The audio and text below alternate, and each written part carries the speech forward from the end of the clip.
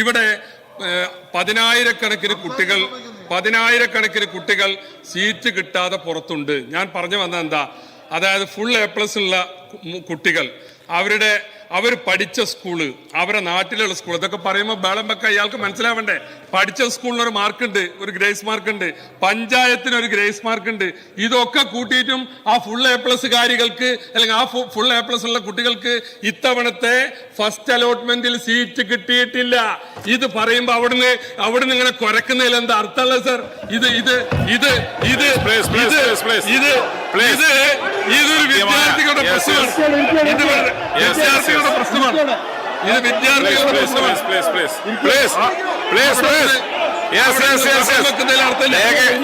അസഭ്യമായ അൺപാർലമെന്ററിയായ ഒരു വാക്കും രേഖയിൽ ഉണ്ടാവില്ല. അൺപാർലമെന്ററിയായ ഒരു വാക്കും രേഖയിൽ ഉണ്ടാവില്ല. നിങ്ങൾ ഉപയോഗിച്ച വാക്ക് അൺപാർലമെന്ററിയാണ്. അത്തരം വാക്കുണ്ടാവില്ല. ചട്ടവും ക്രമവും പാലിക്കാത്ത ഒരു വാക്കും രേഖയിൽ ഉണ്ടാവില്ല. ഞാൻ പറയാം, അങ്ങ് ഉപയോഗിച്ച വാക്ക് ശരിയായില്ല. അങ്ങേപോലെ ഒരു പരിണിത പ്രശ്നം ഒരു അംഗം ഉപയോഗിക്കേണ്ട വാക്കായിരുന്നില്ല.